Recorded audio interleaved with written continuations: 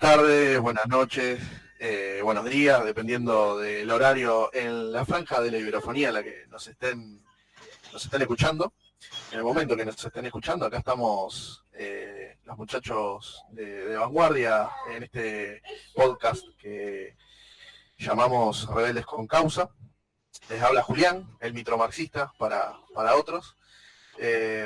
Bueno, y hoy tenemos un panel con Javier, con León, Juanjo y Víctor y Adrián. ¿Cómo están, chicos? Muy buenas noches, Tony, ¿cómo estás?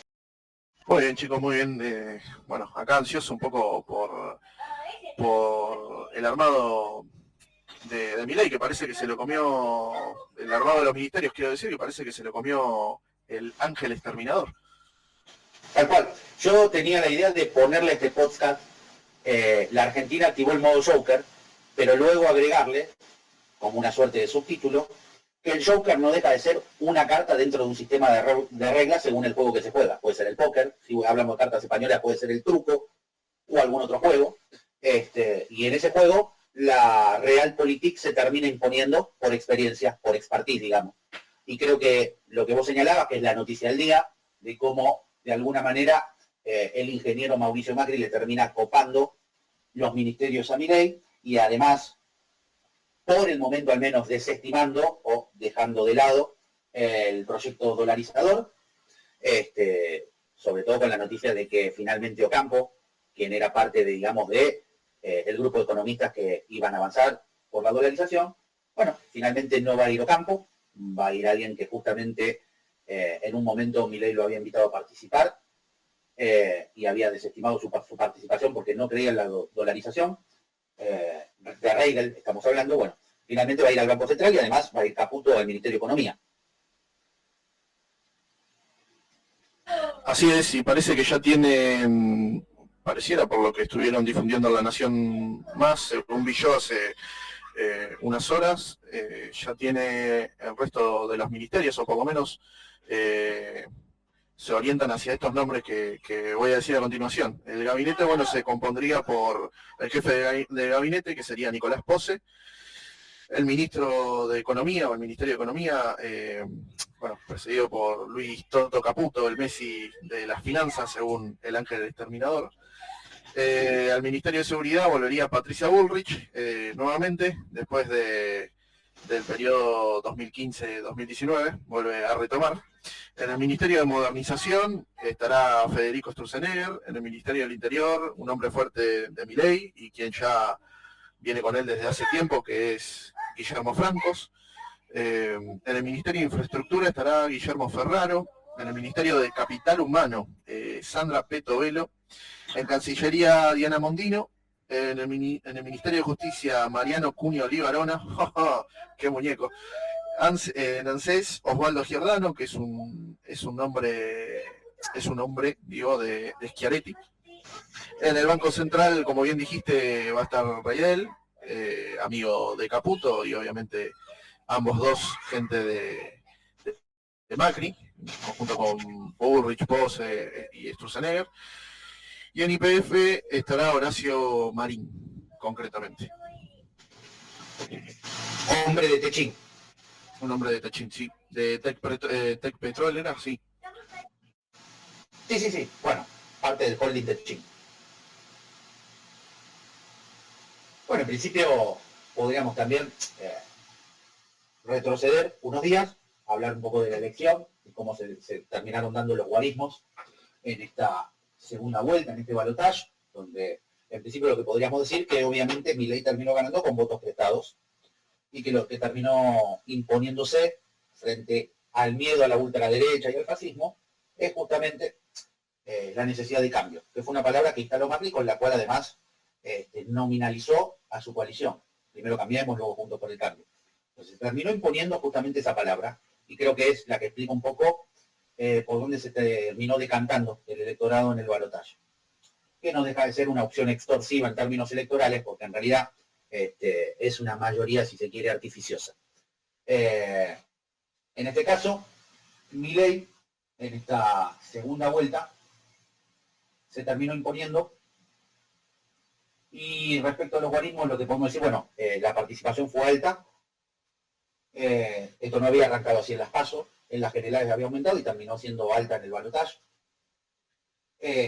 Terminó siendo de un 76,31%. Y terminó la elección en un 55,69% para Milei, esto es 14.476.462 votos, y un 44,30% para Sergio Massa, 11.516.142 votos. Así que bueno, fue una victoria contundente. Ahora, innegablemente, creo que no se hubiera producido si, primero, la inmediata alianza que se consumó en el pacto de Acasuso, apenas finalizadas las elecciones generales donde Milei sale segundo y Patricia Bullrich queda tercero, y Milei decide acercarse a la casa de Mauricio Macri, o a una de las casas de Mauricio Macri, obviamente.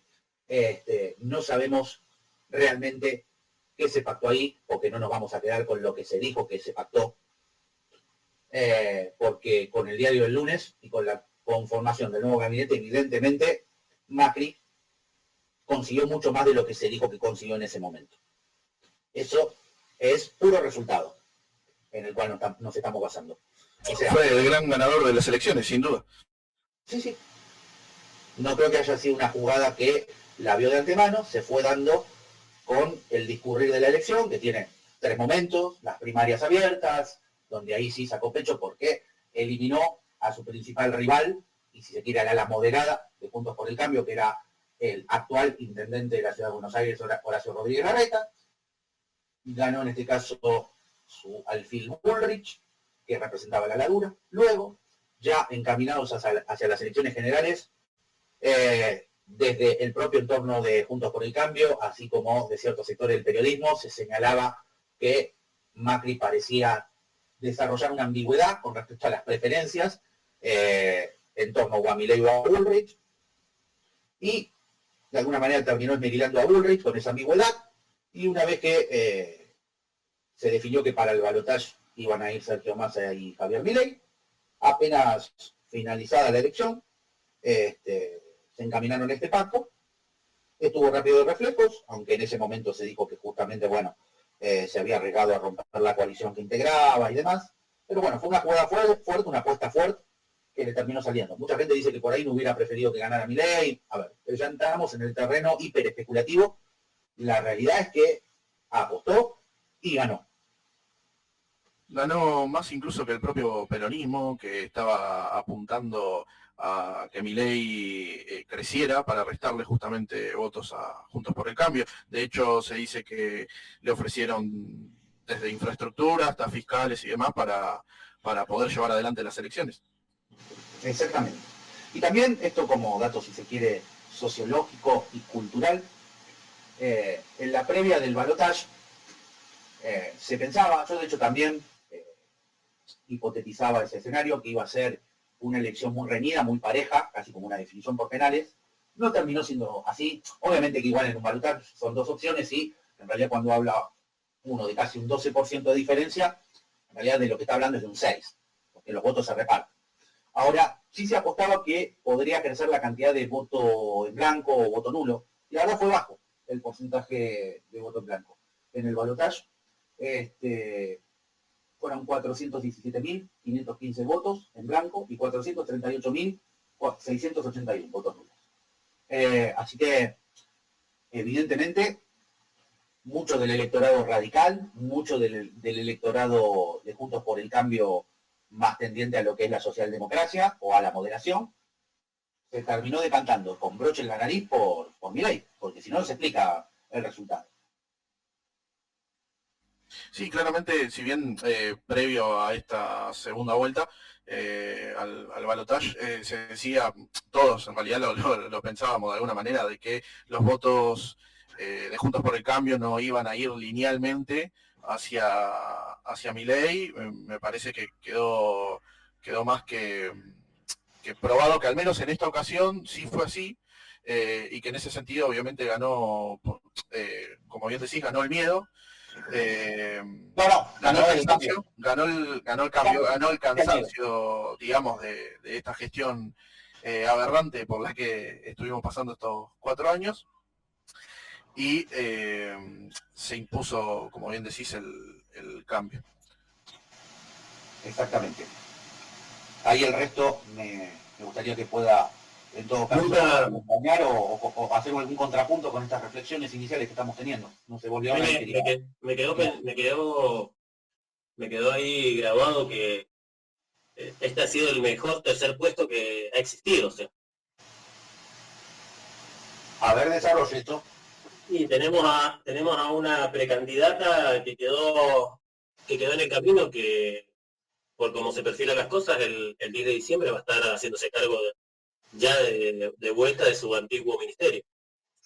Ah, sí, obviamente, sí. Con lo cual, o sea, qué buen tercer puesto que sacó. Exactamente. Es que hay una obviedad, si se quiere, estadística, que sin ese apoyo no hubiera llegado a donde llegó Milei. Milei en las PASO había obtenido casi un 30%. En las generales se quedó clavado en ese casi 30%, porque ni siquiera llegó a 30%, y de repente dio el salto cualitativo, no solo cuantitativo, hacia un sector del electorado que quizás no lo hubiera votado ni por asomo en primera instancia. Pero ante el hartazgo, o como decía Juli, el cansancio, frente a la economía distáxica de este gobierno peronista, y hago hincapié en esto, es un gobierno peronista, del peronismo que existe, no del peronismo imaginario. Nosotros no somos partidarios de pensar que hay una verdadera existencia abstractamente desplegada de las ideologías y los programas políticos. Con el paso del tiempo, con el devenir, digamos, los partidos políticos obviamente van de alguna manera perdiendo su, si se quiere, encanto primigenio, y se van adaptando, digamos, a la realidad del espacio nacional y del mercado mundial. Y vamos usando. También porque va cambiando por lo menos en la Argentina va cambiando su base social. Su base social, las condiciones económicas y geopolíticas en las que desarrolla su gestión, por lo cual nadie puede negar que aún, obviamente estando muy distantes, así como los radicales están distantes de Leandro N. Allende y Irigoyen y de Alfonsín hoy en día, obviamente los peronistas también están distantes del primer Perón, del segundo Perón, del tercer Perón, ahora no tanto de Menem, y obviamente del propio kirchnerismo, que se fue de alguna manera deshilachando, sobre todo en la medida que la renta agraria de la tierra, que fue uno de los impulsos fundantes, si se quiere, del primer gobierno de Néstor Kirchner, fue siendo más insuficiente para sostener, digamos, al resto de la economía argentina, que básicamente es como funciona. Hay un sector que genera divisas y otro sector que no las genera, o que las genera, pero a la vez las insume más de las que las genera, como en el caso de ciertos capitales industriales, y por ende, en la medida que se agota ese recurso o se contrae ese recurso, se entra en la etapa de endeudamiento, donde ahí también participó el macrismo en la gestión 2015-2019, para darle una sobrevida, digamos, a esa expansión, digamos, del gasto público, justamente para sostener esta economía, cuando obviamente te vas quedando sin renta y sin deuda, a lo que vas apelando es a la paulatina degradación de las condiciones de vida de los asalariados, en sus distintas fracciones, capas, segmentos, y lo que vimos justamente es que un sector de los asalariados, algunos dicen que obviamente la atracción inicial que le dio el impulso a Milei fueron los asalariados informales, y en parte es cierto, pero luego acompañaron también ciertos segmentos de los asalariados formales, sobre todo traídos por el macrismo, para terminar decantando en la victoria en el balotaje. Pero el pivot sobre el que de alguna manera se ancló esta victoria, innegablemente es la economía distáxica del peronismo, que ya no daba para más, y que aún así Massa logró ser competitivo en el balotaje. No olvidemos de eso. Ahí hubo todo un mérito de la campaña, y de cierta performance que tuvo el personaje en cuestión, me refiero a Sergio Massa, para de alguna manera dejar expuestas las limitaciones de Javier Milei.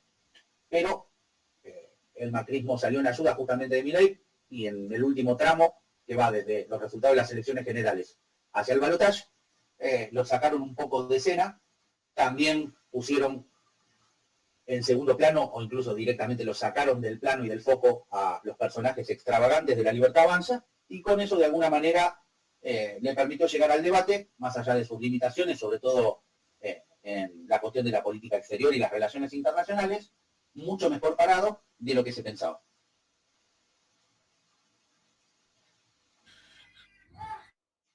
Sin duda, el apoyo de Juntos por el Cambio, no de Juntos por el Cambio, recordemos que Juntos por el Cambio se dividió de alguna manera, creo que no sé si en diputados o en el Senado son 3 bloques ahora, lo que era un solo bloque antes. Pero bueno, sin duda el apoyo del PRO o de la fracción del PRO que dirige Macri, alias el ángel exterminador, como decíamos antes, sin duda que con ese apoyo pudo remontar la elección. ¿Por cuántos puntos? 26 puntos más o menos.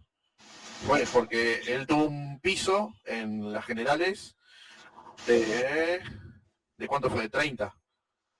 Sí, casi llegó a 30. Y después ahora sacó 55, 56, había sido, ya me olvidé. 55,69. O sea, de 29 pasó a 55,69. Son una cantidad de puntos interesantes que claramente hablan de una victoria, no sé si diría aplastante, pero es una victoria que no deja lugar a dudas. Ahora, yo lo que me preguntaba con respecto a esto es un poco qué es lo que se puede llegar a venir con al menos estas figuras que están ahora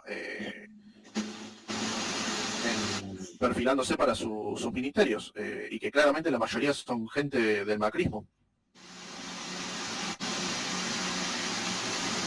Sí, yo antes que nada lo que quería añadir respecto, bueno, a lo que me pareció el pivot principal sobre el que descansó esta victoria, que es la economía distáxica de esta última gestión peronista, con una inflación del 140% anualizada, con un estancamiento de la economía argentina que ya lleva más de 10 años y que este gobierno en ningún momento pudo revertir, con más del 40% de los trabajadores en situación de informalidad, con una pobreza que seguramente sobrepasa hoy por hoy el 45%. Como todo contenido no se despliega sin su forma, más allá del pivot que tiene que ver con la desastrosa gestión económica, se añade, digamos, para mí en este combo, que le termina de dar forma al fenómeno Milei como síntesis de múltiples determinaciones, un poco de las teorías conspirativas fomentadas por Steve Bannon, que es de alguna manera el ideólogo y el mentor de esta, digamos, internacional reaccionaria, que algunos le dicen, y que tiene además distintas vertientes. No es Milei exactamente igual a Bolsonaro, ni Bolsonaro es exactamente igual a Trump, ni hablar si los comparamos con los fenómenos iliberales de alguna nueva derecha europea, pero no deja de ser un componente, digamos, del fenómeno, así como la liviandad y la declinación y decadencia de lo que es la izquierda indefinida, o lo que acá solemos llamar específicamente el progresismo nacional y popular, porque sabemos, por ejemplo, que en Europa hay un progresismo más social liberal. Digo esto porque para mí hay una diferencia sustancial que tiene que ver sobre todo con el plano económico, que en el caso de Sudamérica sobre todo, las izquierdas indefinidas, si bien adoptan agendas, entre comillas, globalistas en cuanto a la política de la identidad, la cuestión de género, las minorías, etcétera, en términos de lo que es programa económico, no dejan de replicar las viejas recetas, digamos, de la defensa del pequeño capital, el proteccionismo, etcétera. Mientras yo creo que la izquierda indefinida europea, sobre todo porque en muchos de esos países, no sé si en tantos, pero Alemania, Francia, como operan capitales mucho más competitivos, obviamente esas izquierdas indefinidas son todavía más culturalistas que las que imperan acá, aunque había salvedades como otros países de Europa donde se pueden acercar más a nuestras condiciones, pero más allá de esa cuestión, tiene una tendencia más social liberal, no tan anclada en la economía, y acá la izquierda indefinida no deja de tener un anclaje económico. Vimos, por ejemplo, que Grabois fue uno de los candidatos de la interna del Frente de Todos, que proponía una suerte de reforma agraria para retrotraer la distribución de la propiedad de la tierra, o ni siquiera retrotraerla, porque en la Argentina nunca existió eso, pero vamos a ponerlo así, una reforma agraria para promover la pequeña propiedad en detrimento de las grandes explotaciones capitalistas, que son las que generan las divisas, y que en todo caso una salida en cuanto a una izquierda indefinida tendría que pasar no por una repartición para promover el surgimiento de pequeños propietarios rurales, sino por el contrario, de una explotación colectiva.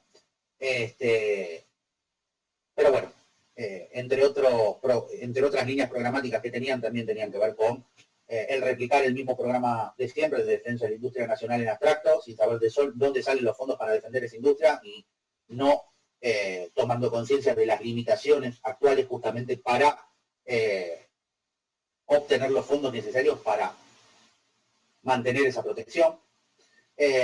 Y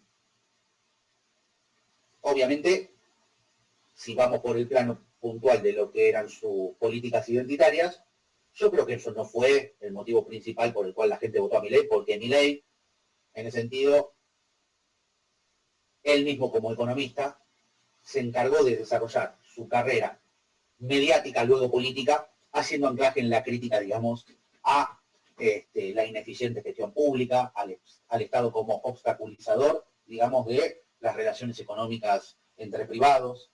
Y bueno, me parece que en ese sentido, Milei sí marca una diferencia con respecto, por ejemplo, a Trump, que tiene una línea proteccionista, pero que obviamente estamos hablando de representantes de relaciones sociales que obviamente son distintas en un caso y en el otro. En ese sentido se acerca así un poco más a Bolsonaro, que tenía una línea ultraliberal supuestamente a través de su ministro de Economía, que no terminó llevando a cabo. Y vemos que de alguna manera con la conformación del gabinete y demás, también de alguna manera Milei, más allá de su perfil ideológico, del cual tanto declamó, él vemos que se va acercando a un pragmatismo mayor, no sé si tanto por principio, sino por, de alguna manera, el cercamiento que le está haciendo Mauricio Macri para orientar de alguna manera su política económica. Mauricio Macri y también Schiaretti, hay que decir, que representa el peronismo no kirchnerista de las provincias, que también está intentando fagocitar o cercar, como decías, al menos a la Libertad de Avanza para de alguna manera tener influencia sobre estos próximos 4 años de gobierno liberal. Ahora, me gustaría desarrollar, entroncando con lo que decía Javi, una crítica al leninismo criollo. Primero, reforzando lo que señalabas, dejando en claro que este gobierno peronista fue desastroso. Tenemos arriba de un 40% de pobreza, más de 140 de inflación, se viene evaluando desde aproximadamente el 2012 o el 2013 durante este ciclo económico. Incluso hay sectores del kirchnerismo que hablan desde antes. Por otro lado, no hay que dejar de recordar que además de haber especulado e impulsado el apoyo a Milei para restarle votos a Juntos por el Cambio, el propio Milei nace del peronismo realmente existente, de un sector ligado al sionismo y se va arrimando a sectores más ligados al masismo, siendo partícipe incluso del Frente Renovador de Masa, como sabemos.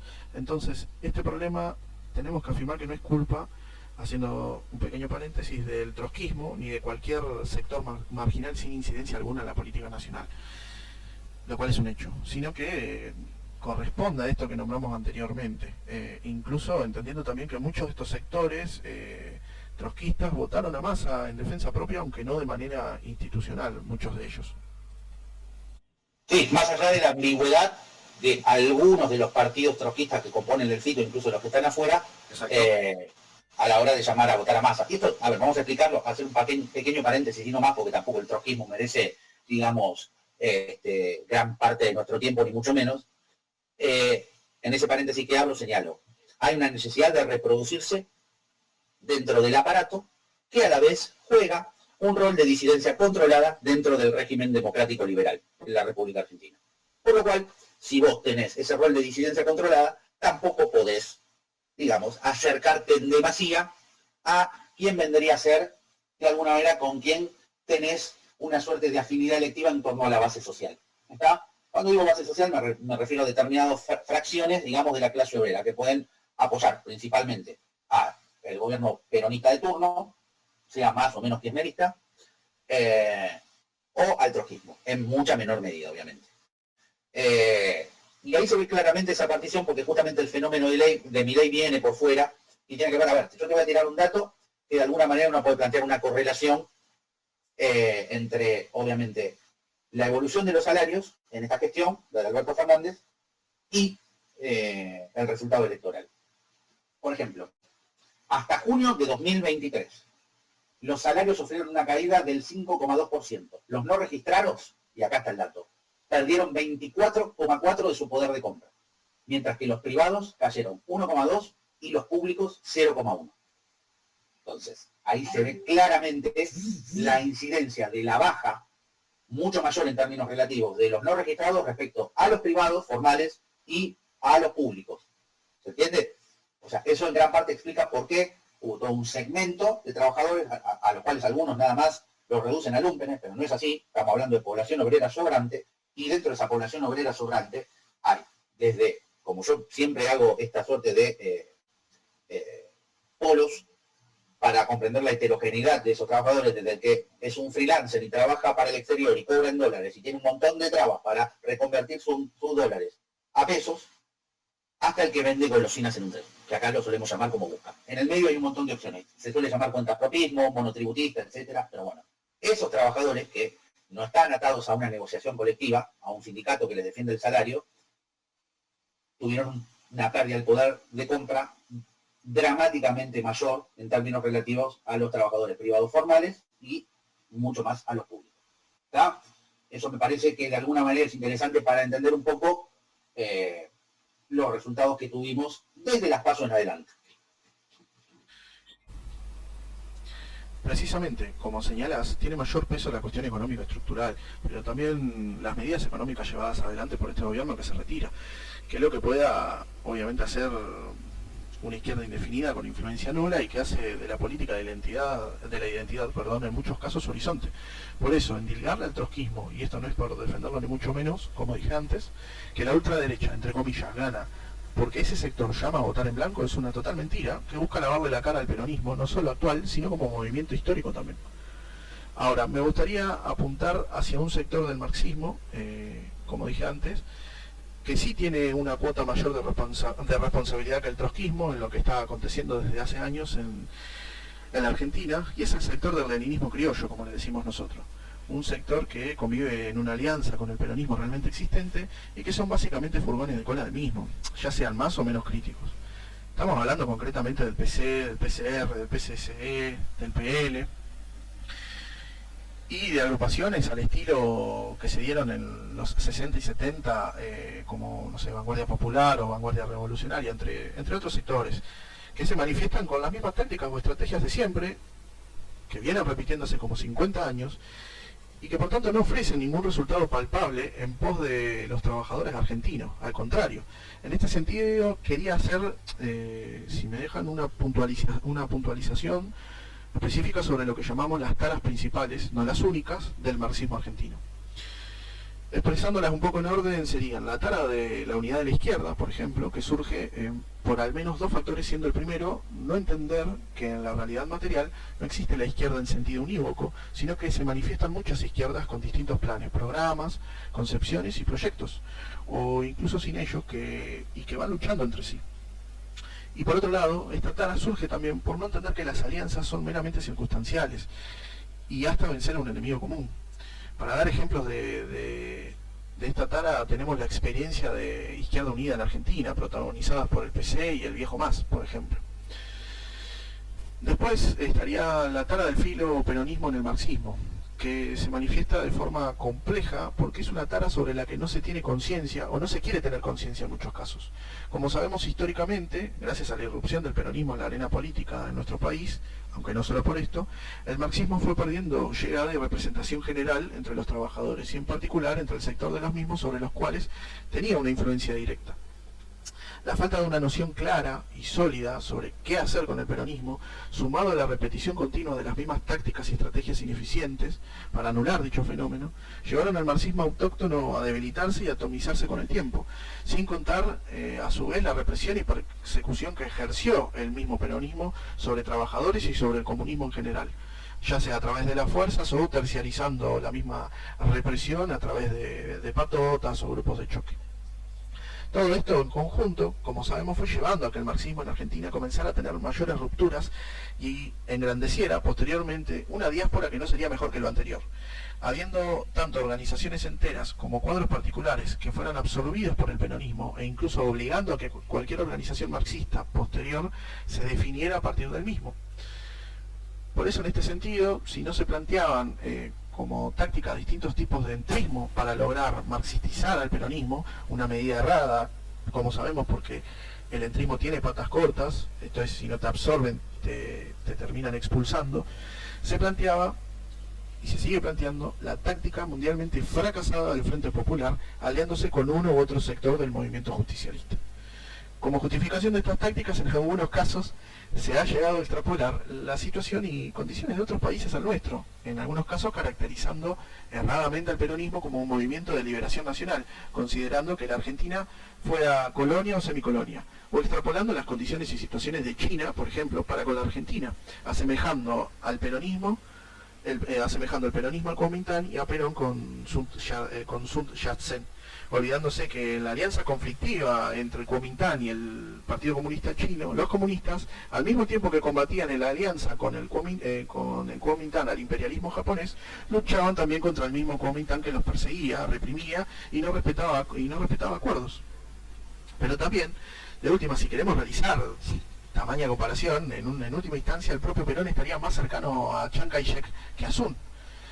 Dicho esto, ahí vemos a nuestros leninistas criollos siendo furgón de cola del actual gobierno saliente y haciendo malabares para justificarse o incluso jactarse de ser críticos, cuando de todas formas terminan militando los planes y programas fracasados del peronismo en los hechos.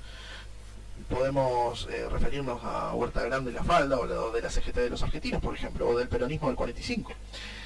Y aliándose a uno u otro sector más conservador o progresista del mismo, quedando subsumidos al caudillo peronista de turno. A su vez, me parece que cabe destacar que desde hace décadas perdieron la relación directa con los trabajadores, estos sectores, han perdido la relación directa con los trabajadores y la han reemplazado por una relación donde el peronismo es el intermediario. ¿Esto quiere decir que el peronismo es el problema principal en la Argentina? No, de ninguna manera. El problema principal de la Argentina es el capitalismo, cómo se desarrolla la Argentina. Pero el peronismo es parte de eso, es fenómeno, es síntoma de ese fenómeno. Los resultados de todo esto, igualmente, es un marxismo sin fuerza, organizaciones cada vez más atomizadas y una lejanía del poder político de la nación que nos condena a los trabajadores a no tener partido ni proyectos propios. No se pueden esperar resultados distintos con las mismas tácticas y estrategias de siempre, jugando a la ruleta del mal menor en vez de luchar por impedir que nuestra clase y la patria se vayan al abismo por el interés estrecho del nacionalismo de campanario autóctono, que es tan patriota y tan nacional, que subsume como columna vertebral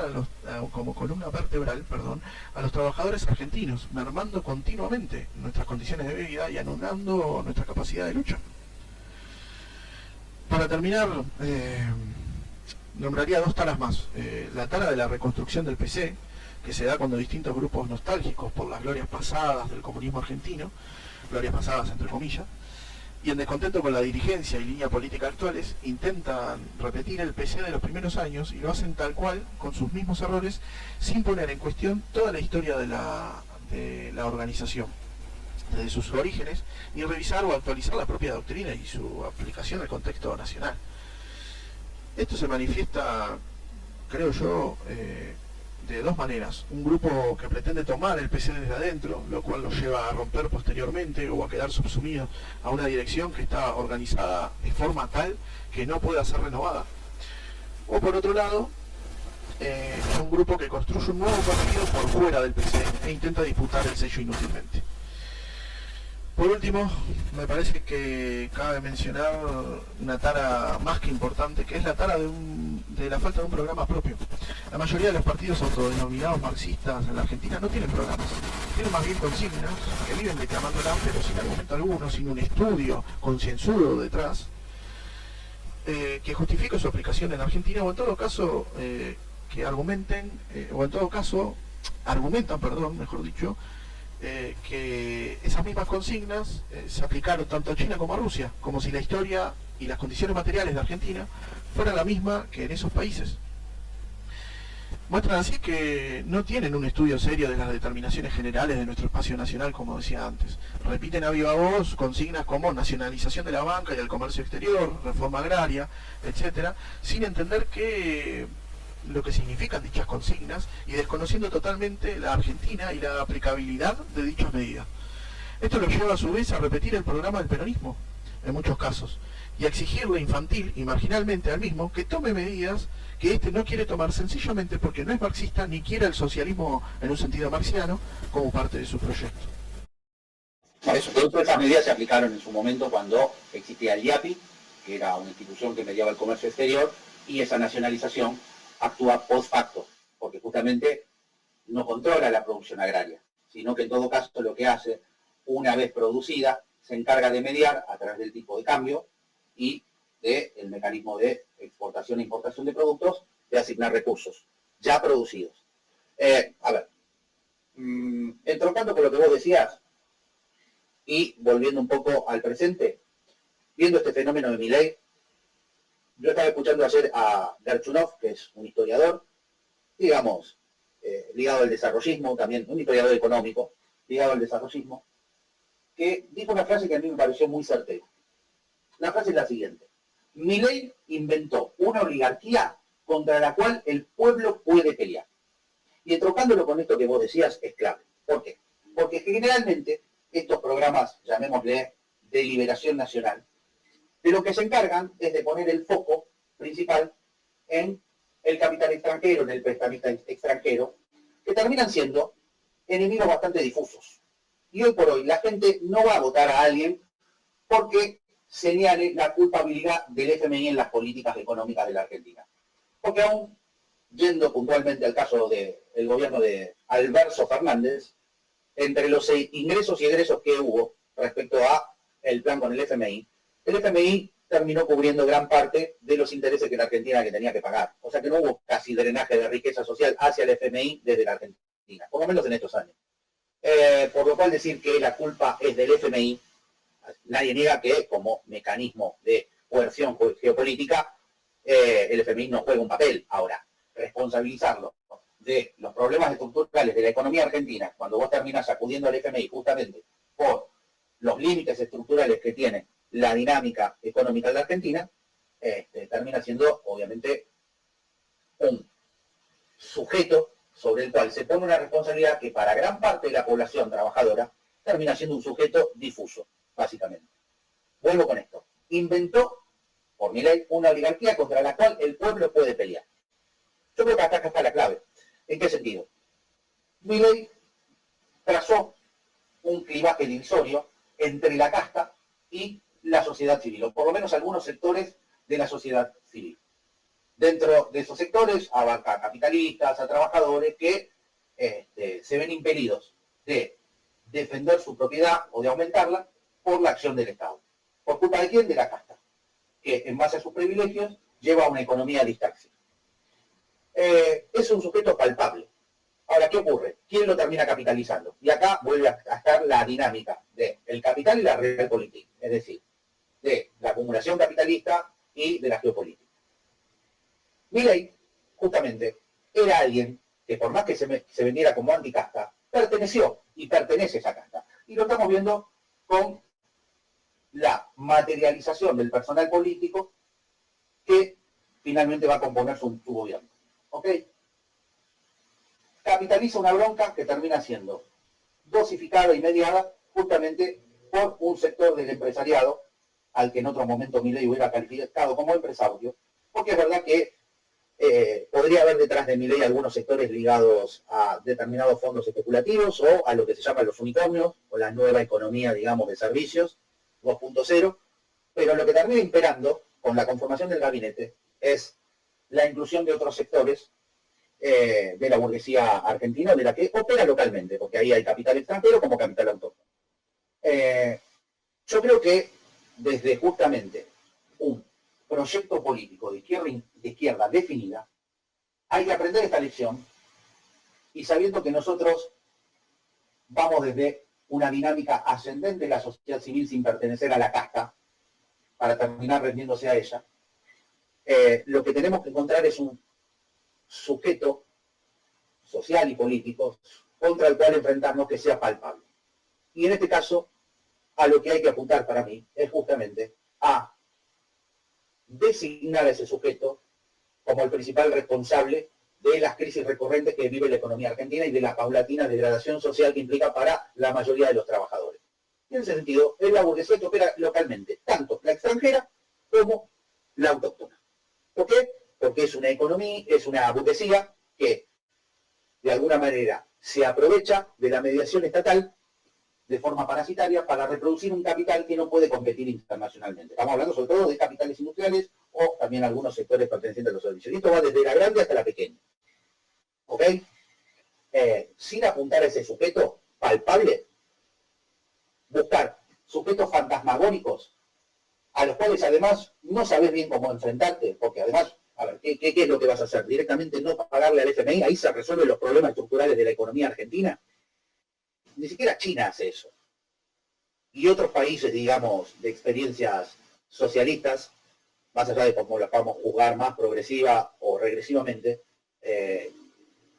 no participando del FMI tampoco es que han logrado, en términos de crecimiento económico y de, sobre todo, desarrollo de las fuerzas productivas, grandes avances sobre eso. Justamente si muchas veces recalcamos el ejemplo de la República Popular China, tiene que ver con una manera inteligente de insertarse en el mercado internacional que le permitió, luego de 40 años de reformas, hoy por hoy, poner en jaque a las potencias hegemónicas, tanto a Estados Unidos como a la Unión Europea.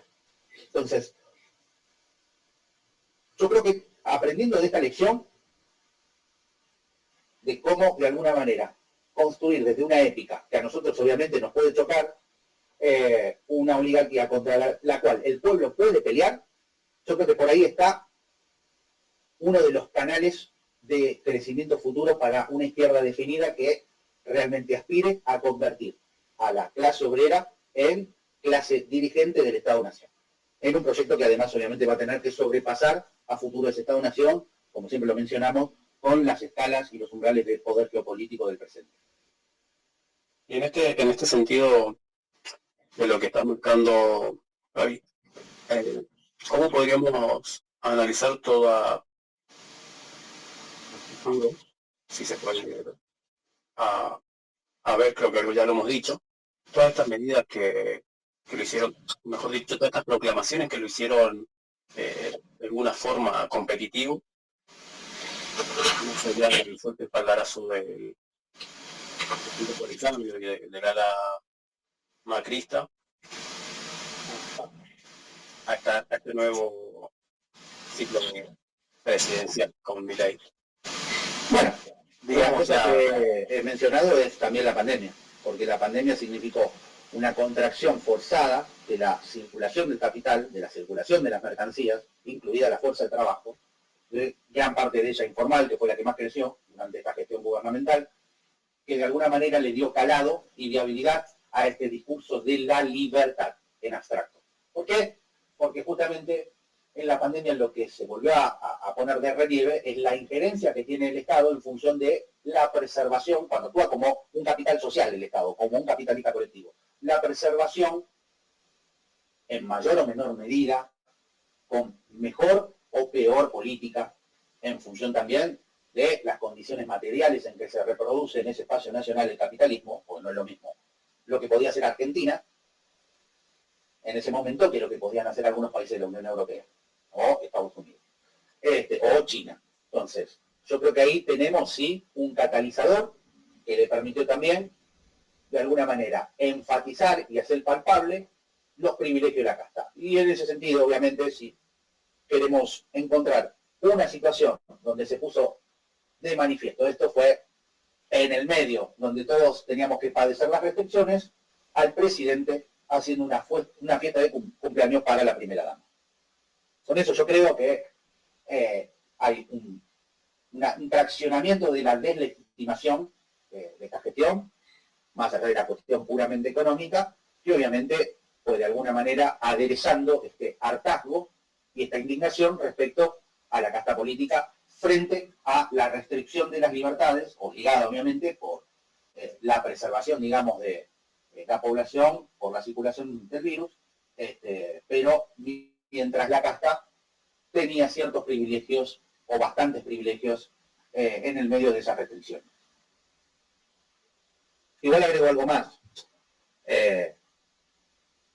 Tanto la cuestión de la pandemia como luego también la sequía en este último año, pero de trasfondo general, y esto es algo que obedece no solo a la sociedad política argentina, sino a muchas sociedades occidentales más o menos desarrolladas, es la desestructuración del mundo del trabajo.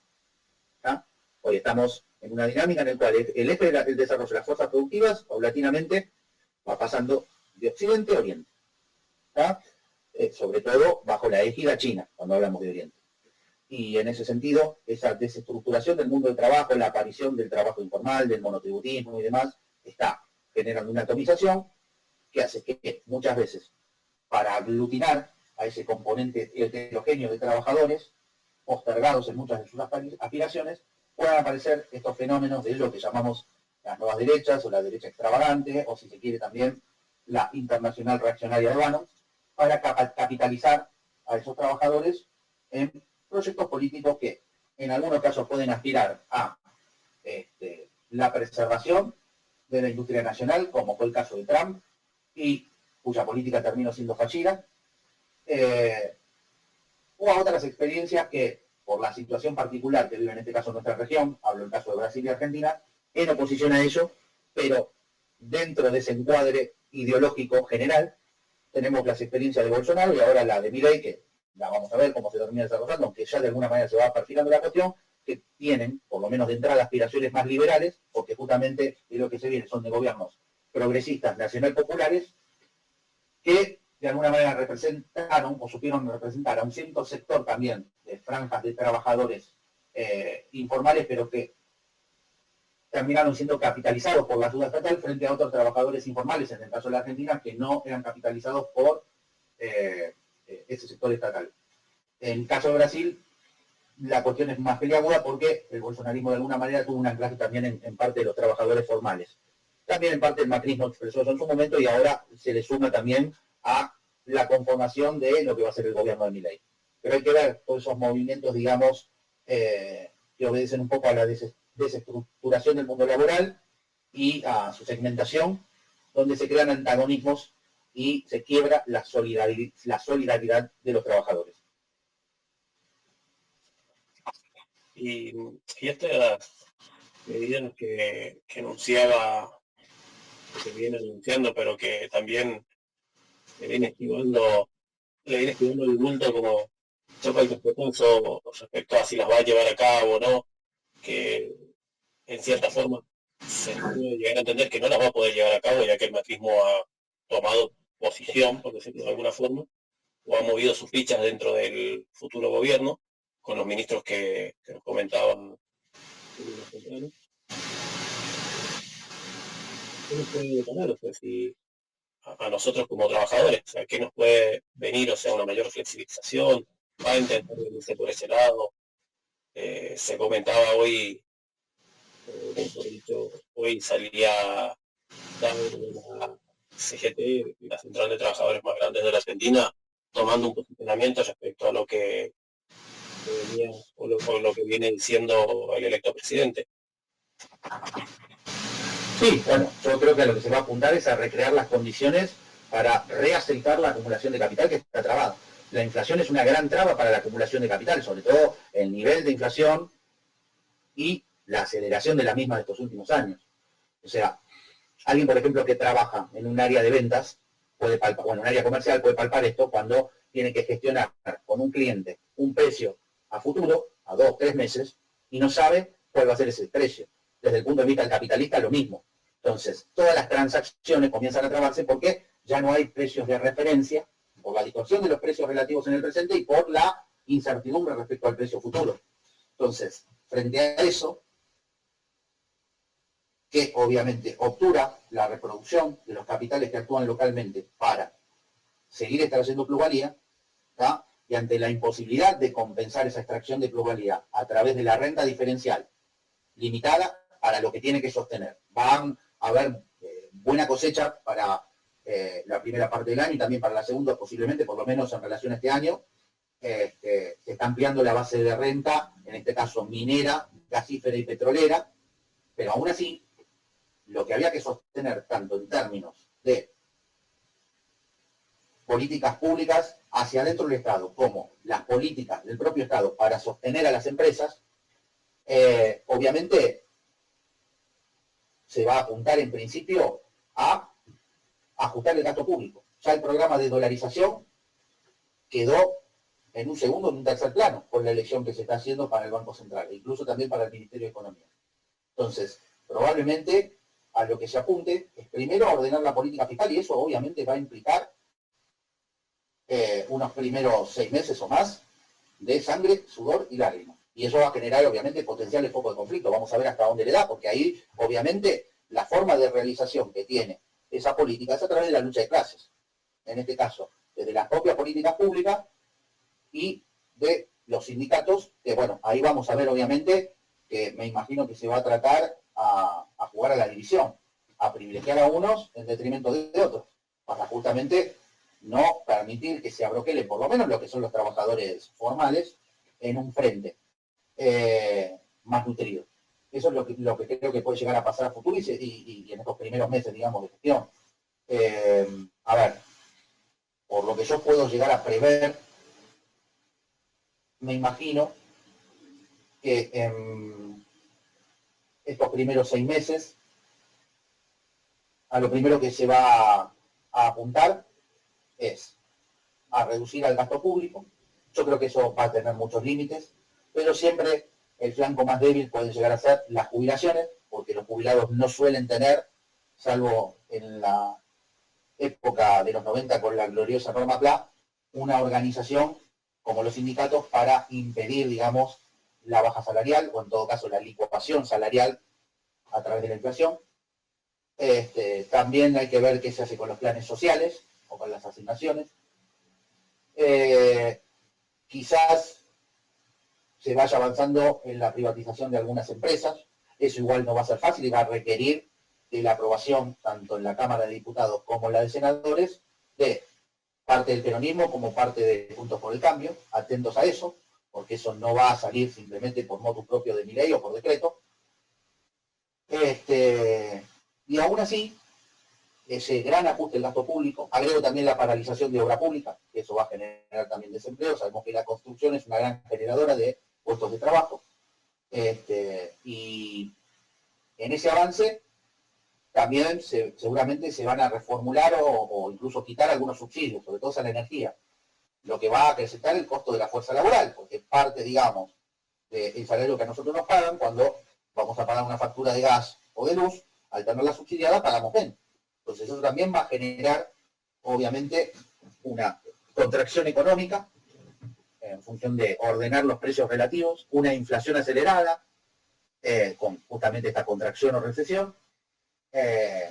Y hay que ver que si una vez desarrollado este plan inicial se logran ordenar algunas variables económicas y destrabar un poco la dinámica de la acumulación de capital a nivel interno, puede llegar a favorecerse en el último tramo del año que viene con los dólares que ingresan de las exportaciones. A lo que se apunta básicamente es a reprimir la economía interna y generar los dólares suficientes para que de alguna manera se pueda reaceitar, como decía al comienzo, la dinámica económica a nivel nacional. Que vaya a ser plausible, ya ahí es otra cuestión, porque en el medio lo que tenemos va a ser disputas, luchas, y se van a marcar límites, tanto de un lado como del otro. Es verdad que ahora tiene una legitimidad para avanzar sobre eso, y comparte o gran parte de un sector de trabajadores, porque no se gana con el 55% de los votos sin que te voten los trabajadores, algo que piense que hay 55% de burgueses, cosa que no es así, ¿tá? Entonces, Macri ya lo advirtió, denominando como orcos a quienes se vayan a enfrentar a estas políticas y agitando por el núcleo revolucionario de trabajadores jóvenes que siguen a Milei. Del dicho al hecho hay un largo trecho. Vamos a ver si eso se termina materializando. De alguna manera lo que deja entrever Macri es que va a haber una suerte de tercerización de la represión y el enfrentamiento con aquellos sectores de trabajadores que quieran impedir este avance sobre sus condiciones de vida, a través de los propios trabajadores que van a apoyar a este gobierno. Bueno, se ve bastante complicado en ese sentido lo que plantean esto de esta posible tercerización de la... Sí, a ver, cuando digo tercerización, o en todo caso se puede dar, a ver, porque eso también existió en el kirchnerismo. ¿Tá? Sí, de hecho, si mal no recuerdo, que es lo hago, una de las prácticas comunes dentro de el kirchnerismo fue la absorción o intromisión dentro de los movimientos sociales que fueron muy fuertes en el 2001. O sea. Exacto, bueno, también. Y la instrumentalización nacional es lo que solemos denominar burocracia sindical. Sí, ¿qué ibas a decir, Juan? No, y que también la tercerización de la represión se usó mucho, algo que digamos que es muy común acá en Argentina, que es la instrumentalización de lo que podemos entender como lúmpenes, más en concreto Barra Brava y bueno, y todo ese tipo de sectores, que se vio en las provincias, en la época del kirchnerismo, gran parte de la represión era llevada a cabo por esos sectores, obviamente también con servicios de inteligencia y las fuerzas de seguridad. Tal cual. O muchas veces por sectores también de... A ver, hay un caso paradigmático, que fue el de Mariano Ferreira. Digo, más allá que era un militante del Partido Obrero, que era trapista, independientemente de eso, que no pueda coincidir o no con su programa político, era un chico que estaba peleando por que se incorpore a trabajadores tercerizados dentro de el ferrocarril. Y la represión, que terminó con su vida a través de un disparo, en ella estaba incluida un ex Barra Brava, creo que de Defensa y Justicia, si no me equivoco, ¿no? Este tal Favale. Sí. Bueno, ahí tenés un caso paradigmático. A ver, en este caso obviamente se va a reformular, hay que ver si es una represión paraestatal, o sea, seguramente se van a financiar grupos, no sé, me imagino, por ejemplo, estos cachivaches de Revolución Federal, que estuvieron implicados en el atentado a Cristina Kirchner. Puede ser que ese tipo de grupos se utilicen.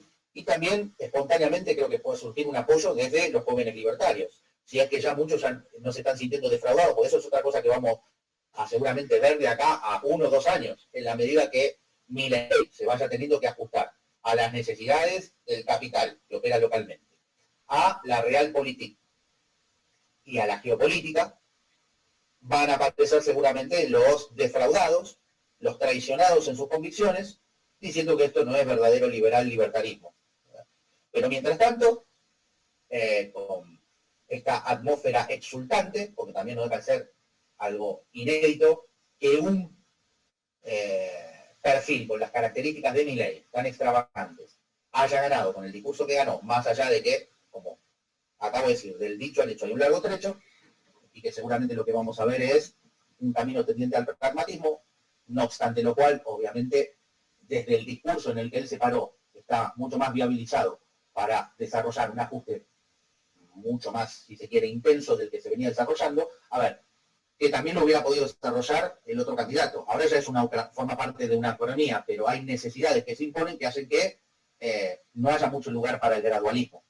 Entonces, espontáneamente puede ser que en esta atmósfera exultante, como digo, muchos de los apoyos que tuvo Milei desde la juventud, informal y demás, espontáneamente se acerquen en alguna que otra ocasión o en algún que otro acontecimiento a defender al gobierno. Hay que ver cuánto dura eso.